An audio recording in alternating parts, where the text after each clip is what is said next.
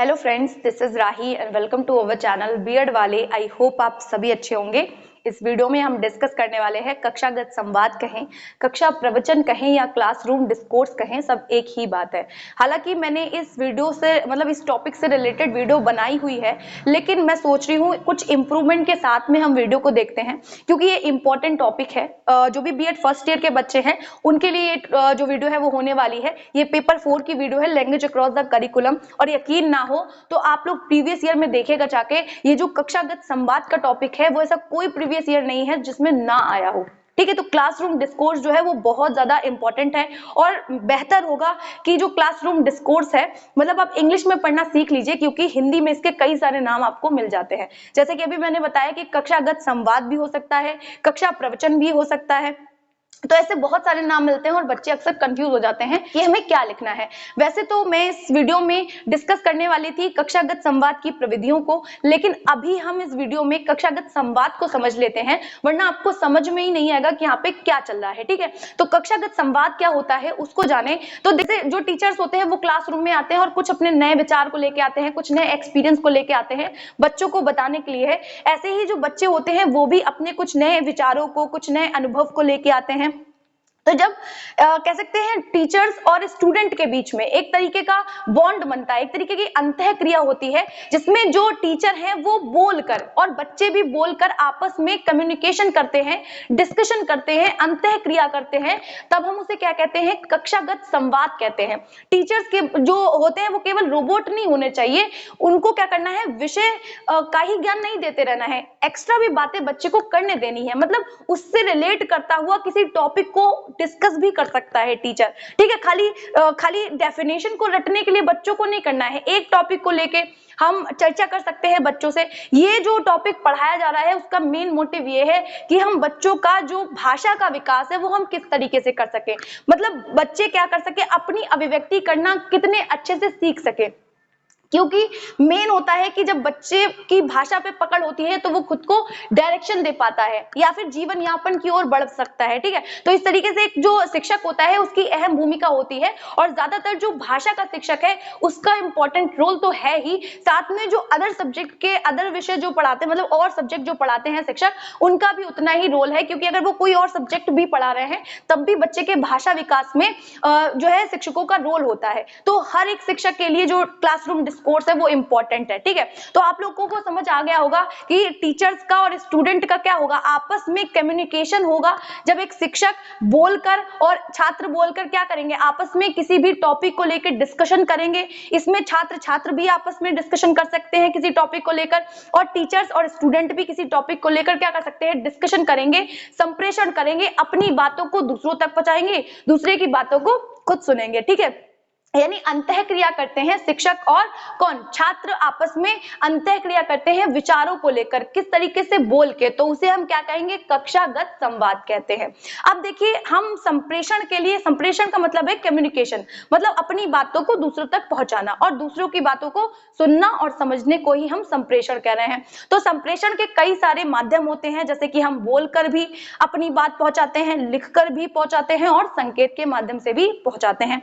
लेकिन अगर हम बात करें तो सबसे अच्छा तरीका क्या होता है कम्युनिकेशन का, यानी वे ऑफ कम्युनिकेशन सबसे अच्छा कौन सा है, तो वो बोल के है। ठीक है, बोल के क्यों है, निशानी है, तो हम बोलकर सबसे अच्छे तरीके से किसी को अपने इमोशंस के साथ में बता सकते हैं। हमारे चेहरे पे एक्सप्रेशन होते हैं, तो बोलकर सबसे अच्छा तरीका होता है अपनी बातों को दूसरों तक पहुंचाने का। तो टीचर्स होते हैं वो क्या है, जो टेक्स्ट बुक है उनमें जो सब्जेक्ट होते हैं या जो भी टॉपिक होते हैं वो टीचर्स कैसे बताते हैं, बोलकर बताते हैं। हम बात ये करें कि कक्षागत जो भी संवाद है उसको हम कह सकते हैं, उसमें जो बच्चे होते हैं वो अपने जो एक्सपीरियंस है, उनके जो विचार है, उनके जो तर्क हैं, वो बता पाते हैं टीचर को, क्योंकि बच्चे अपने एक्सपीरियंस लेके आए हैं, बाहर उनका एडमिशन हुआ तो उन्हें सब कुछ बताना होता है अपने टीचर को। तो है बच्चों को डिस्कस करने देना है। जितना ज्यादा वो आपस में डिस्कशन करेंगे, जितना ज्यादा वो सामाजिक होंगे, उतना ज्यादा ही उनकी भाषा का विकास होगा, है ना।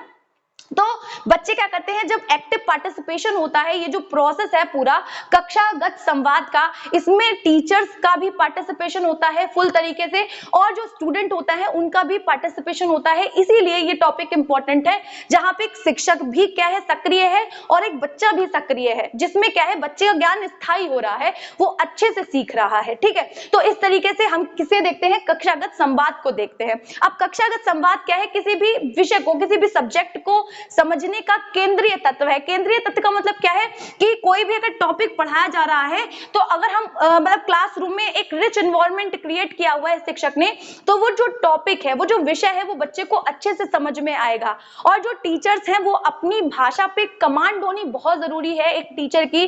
कोई भी विषय का मतलब शिक्षक हो, वो अपनी भाषा पे पकड़ रखे, जिससे कि वो किसी भी टॉपिक से रिलेटेड, जैसे अगर उसके पास लिमिटेड है कोई भी, जैसे टॉपिक अगर डिस्कस कर रहा है शिक्षक, अगर उसके पास लिमिटेड वोकैब्स है, तो वो अच्छे से किसी भी टॉपिक को डिस्कस नहीं कर सकता है। इसीलिए क्या है, एक टीचर की भाषा पे पकड़ होना बहुत ज्यादा जरूरी हो जाता है। तो जो क्लासरूम यानी क्लासरूम डिस्कोर्स है, उसका मेन मोटिव ये है कि क्लासरूम में एक कह सकते हैं रिच एनवायरनमेंट क्रिएट करना, इसका मेन मोटिव है। टीचर को क्या करना है, मतलब अपने जो विचार हैं उनमें इंप्रूवमेंट करना है, क्योंकि जितनी सुगम या जितनी स्पष्ट भाषा एक शिक्षक की होगी, बच्चे भी उतना ही ज्यादा क्या होगा, स्पष्ट रूप से बोलेंगे, समझेंगे, सीखेंगे।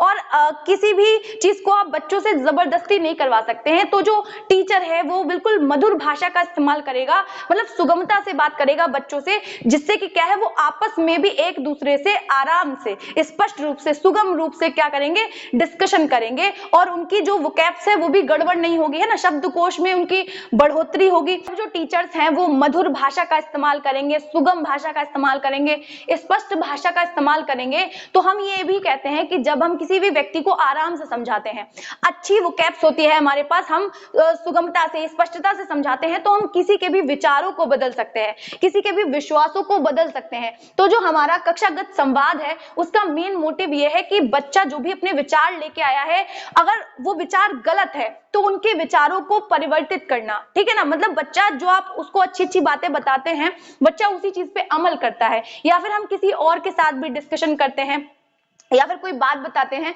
तो वो उस बारे में सोचता है। तो टीचर को क्या करना है, अच्छा, यानी कह सकते हैं मोरल डेवलपमेंट भी बच्चे का करना है।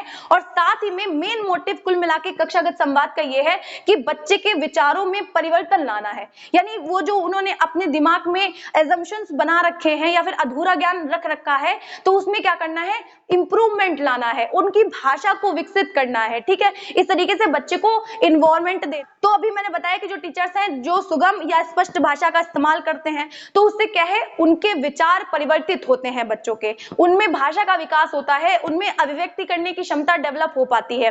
तो उसी से रिलेटेड क्या है, कोटेशन भी है कि मधुर वचन है औषधि, यानी जो मीठे वचन है, जो मधुर वचन है, जो स्पष्ट या सुगम तरीके से आप किसी से भी बात कर रहे हैं, तो आप क्या कर रहे हैं, औषधि के समान उनको दे रहे हैं। आप जैसे कटु वचन बोल रहे हैं, कड़वे वचन बोल रहे हैं, तो आपको कोई सुनना पसंद नहीं करेगा। इससे क्या होगा, उस सामने वाले व्यक्ति पे गलत इंपैक्ट पड़ेगा। तो जो टीचर्स बार बार चीखते चिल्लाते रहते हैं बच्चों पे, इस तरीके से जो टीचर्स हैं उनको नहीं करना चाहिए। किसके अकॉर्डिंग, क्लासरूम डिस्कोर्स के अकॉर्डिंग एक टीचर को आइडियलिस्टिक टीचर बनना है, उनको चीखना या चिल्लाना नहीं है बच्चों पे। यानी ये जो कोटेशन है उसको फॉलो करना है किसी टीचर्स को, कि मधुर वचन है औषधि, जो मीठे वचन होते हैं वो कैसा इंपैक्ट डालते हैं, औषधि के समान। बच्चे प्यार प्यार में अच्छे तरीके से, क्योंकि एक जो बच्चा होता है वो क्या है, पौधे के समान है, वो उसे खाद देनी है, आपको उसे प्रॉपर मात्रा में पानी डालना है, बाकी वो खुद ग्रूम कर जाएगा।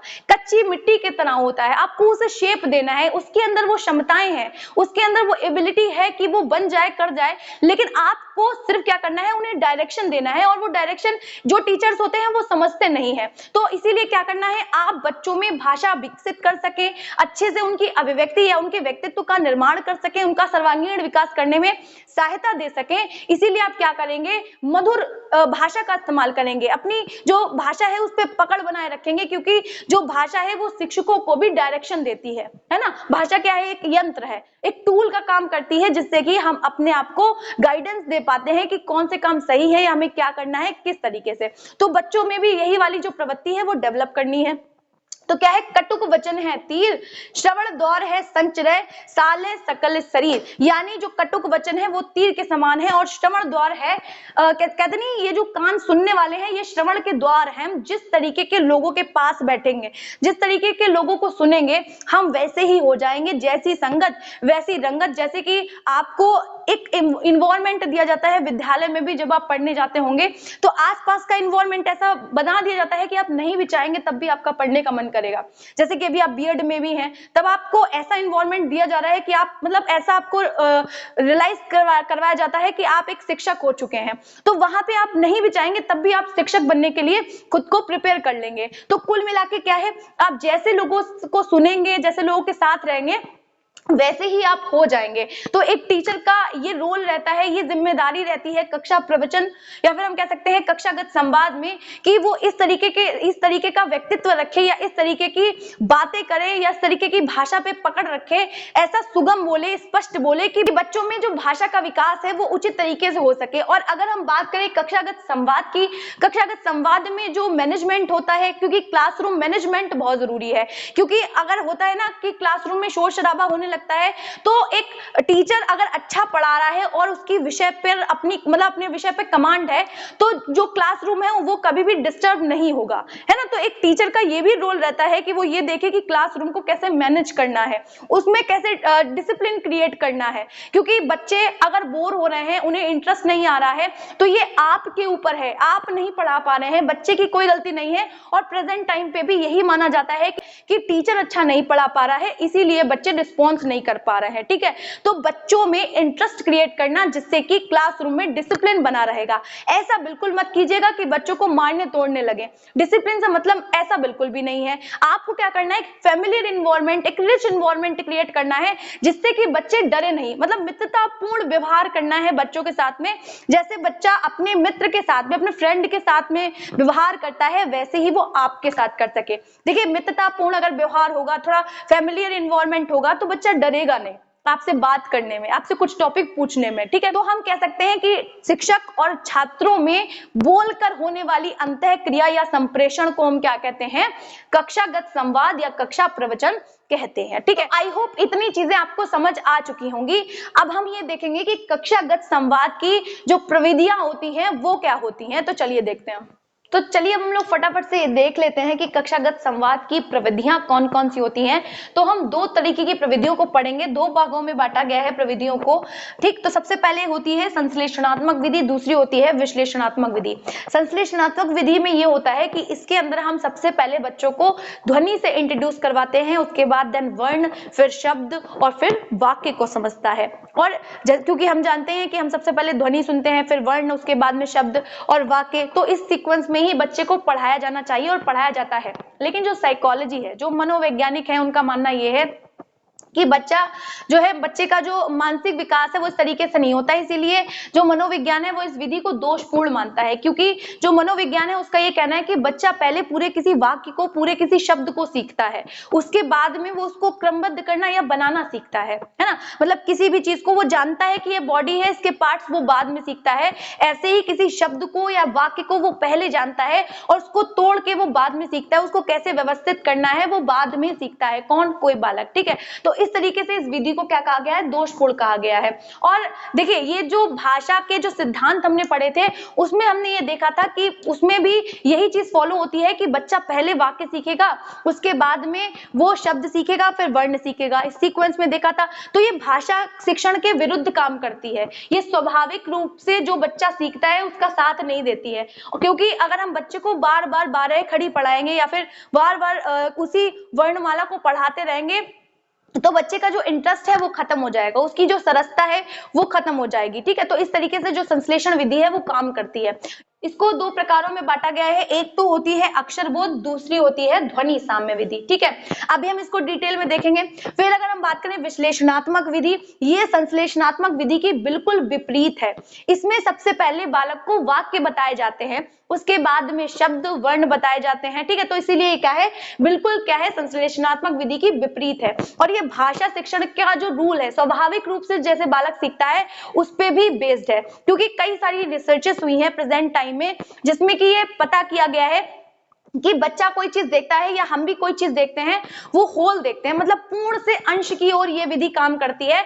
कि जैसे बच्चे ने कोई पेड़ देखा तो वो पेड़ की एक पत्ती, ना कि केवल एक शाखा देखेगा, बल्कि वो पूरा पेड़ देखेगा। ऐसे ही क्या है, वाक्य के साथ में होता है कि बच्चा कोई शब्द पूरा पूरा देखेगा, ना कि उसकी मात्राएं देखेगा, ना कि उसका एक वर्ण देखेगा।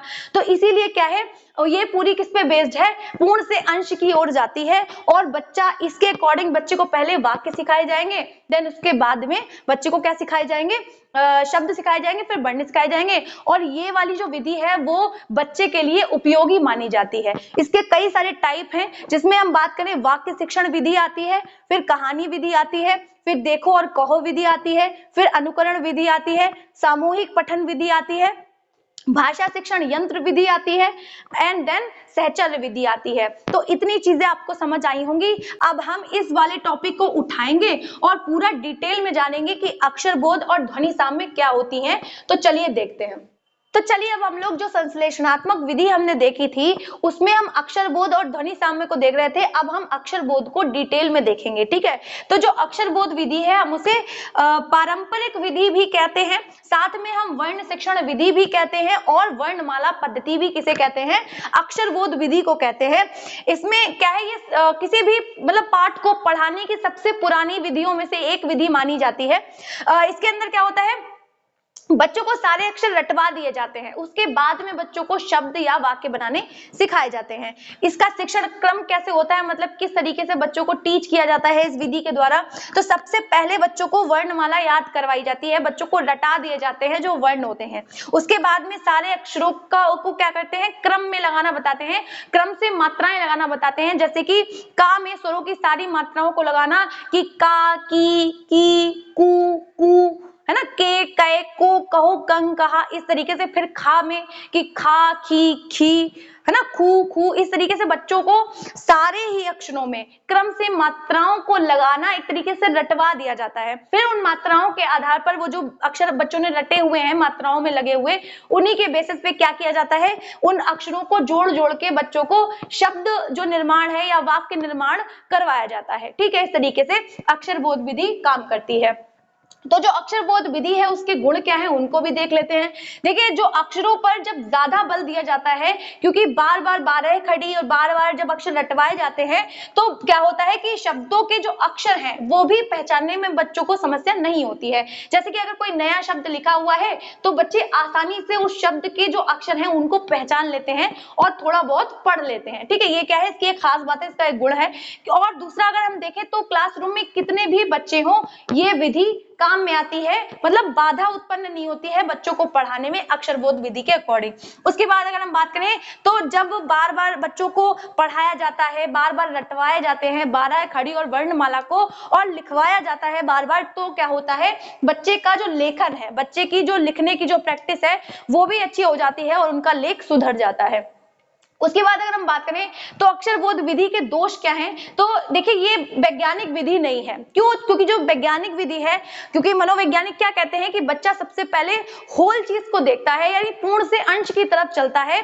तो ये वैज्ञानिक विधि पे काम नहीं करती है ये विधि, क्योंकि इसमें हम सबसे पहले बच्चे को क्या सिखा रहे हैं, वर्ण सिखा रहे हैं, फिर शब्द सिखा रहे हैं, फिर वाक्य सिखा रहे हैं। लेकिन जो वैज्ञानिक विधि है वो क्या कहती है, सबसे पहले बच्चा वाक्य या किसी शब्द को पूरा पूरा समझ लेता है, उसके बाद में वो सीक्वेंस समझता है कि उस वाक्य या शब्द को कैसे लिखा जाता है, ठीक है। तो इस तरीके से वैज्ञानिक विधि नहीं है। उसके बाद क्या है, अक्षर रटने पर क्या किया जाता है, जोर दिया जाता है बच्चों को बार बार रटने पर, क्योंकि हर बच्चे को रटना जरूरी है ये कहा जाता है। तो बार बार सारे बच्चों को बोल बोल के रटवाया जाता है, जिसमें कि बच्चों को कोई मजा नहीं आता है और उनके लिए सीखना बोझमय हो जाता है, मतलब उनके लिए वो चीज इंटरेस्टिंग नहीं रह जाती है, रुचिकर नहीं रह जाती है, ठीक है। उसके बाद क्योंकि आपस में, क्योंकि इनका कोई क्रम नहीं होता है, क्योंकि कि बच्चों को जल्दी से जल्दी मतलब सीखने में आसानी हो, ठीक है। तो आपस में कोई क्रमता नहीं होती है अक्षर बोध विधि के द्वारा, ठीक है, जिससे कि बच्चा जल्दी से शब्दों वर्ण से शब्द को सीख ले और शब्द से वाक्य को सीख ले। क्योंकि शुरुआत में देखिए, बच्चों को, सभी बच्चों को टीचर्स क्या कर रहे हैं, पढ़ा रहे हैं, तो क्लासरूम में क्या होता है कि जो टीचर्स होते हैं वो सभी बच्चों को एक जैसा समझ के सबको एक जैसा शिक्षण दे देते हैं, इंडिविजुअल डिफरेंसेस का ध्यान नहीं रखते हैं। तो जो कुछ बच्चे होते हैं वो तो शुरुआती तौर पर कुछ बच्चे क्या करते हैं, वर्णमाला के जो अक्षर होते हैं, जो वर्ण होते हैं, उन्हें नहीं सीख पाते हैं, जिससे कि क्या होता है, बाद में उन्हें जो बुक पढ़ाई जा रही होती है तो वो उसे नहीं समझते हैं और पूरा का पूरा जो टीचिंग लर्निंग की प्रोसेस है वो बेकार हो जाती है। क्योंकि अगर किसी बच्चे ने वर्णमाला नहीं सीखी है, 12 खड़ी प्रॉपर वैनन में नहीं सीखी है, तो वो बुक में जो भी लिखा हुआ है वो काला अक्षर भैंस बराबर होगा और बच्चे को कोई इंटरेस्ट नहीं आएगा। में बुक पढ़ने में भी समस्या आती है और वो जो चैप्टर शिक्षक के द्वारा पढ़ाया जा रहा होता है, जिससे कि उनका जो लैंग्वेज डेवलपमेंट है वो अच्छे से नहीं हो पाता है। ठीक, अक्षर बोध विधि है उसको सुधारने की अगर हम बात करें, मतलब इसमें संशोधन कर सकते हैं, कुछ अपडेट्स ला सकते हैं, जिससे कि ये जो विधि है वो अच्छी हो जाएगी मनोवैज्ञानिक जो पद्धति है उसके अकॉर्डिंग। ठीक है, तो यहाँ पे हमें क्या करना है, जब हम वर्णमाला बच्चे को सिखा रहे हैं तो जो भी हम स्वर या फिर व्यंजन बच्चे को पढ़ाते हैं उसमें कुछ अक्षर ऐसे होते हैं, जैसे जो छ से छतरी होता है, वो बच्चों को लिखने में अक्सर कंफ्यूजन हो जाती है और वो लिख भी नहीं पाते हैं, दिक्कत होती है। श्रा से श्रमिक होता है, ज्ञा से ज्ञानी होते हैं, जो भी संयुक्त व्यंजन होते हैं वो बच्चों को लिखने में कठिनाई होती है। तो जो भी व्यंजन या फिर जो भी स्वर कठिन है उनका उच्चारण या उनका लिखना बच्चे को बाद में सिखाया जाए, पहले जो सरल है व्यंजन या स्वर उनको सिखाया जाना चाहिए, जिससे कि क्या है, अक्षर बोध विधि वैज्ञानिक जो पद्धति है उसके अकॉर्डिंग अच्छी होगी, उनमें सुधार आएगा, इंप्रूवमेंट आएगा इस विधि में। दूसरा अगर हम बात करें तो किस तरीके से सुधार किया जा सकता है, तो जो 12 खड़ियां हैं उन पे ज्यादा जोर ना दिया जाए कि हम हर एक, देखिए जो 52 अक्षर होते हैं वर्णमाला में, उन सभी में अगर मात्राएं लगा लगा के बच्चों को बताया जाएगा तो एक तरीके से बच्चा मतलब बोर हो जाएगा, नीरसता आ जाएगी पाठ में। तो हमें क्या करना है, ज्यादातर जो मात्राएं हैं, जो स्वर हैं, उनकी जो मात्राएं हैं उनको लगाने पे या उनको मतलब मिला मिला के पढ़ने पे ज्यादा कॉन्सेंट्रेट देना चाहिए, या फिर हमें बच्चों की प्रैक्टिस उस तरीके से करवानी चाहिए जिससे कि बच्चे केवल जो स्वर की मात्राएं हैं, जो कि 11 मात्राएं होती हैं, केवल उन मात्राओं को पढ़ें और अच्छे से लगाना सीखें। ठीक है, तो उस पर ध्यान देना चाहिए। तो इस तरीके से हम क्या कर सकते हैं, अक्षर बोध विधि में सुधार ला सकते हैं। जो कि हम लोगों ने अभी पढ़ा था संश्लेषणात्मक विधि, उसमें हमने 2 प्रकार पढ़े थे, एक अक्षर बोध विधि और एक ध्वनि साम्य विधि। अक्षर बोध विधि को अब हम समझ चुके हैं, तो चलिए अब हम लोग ध्वनि साम्य विधि को भी समझते हैं। हम लोग फटाफट से क्या देखते हैं, संश्लेषणात्मक विधि में जो दूसरी विधि है ध्वनि साम्य विधि को।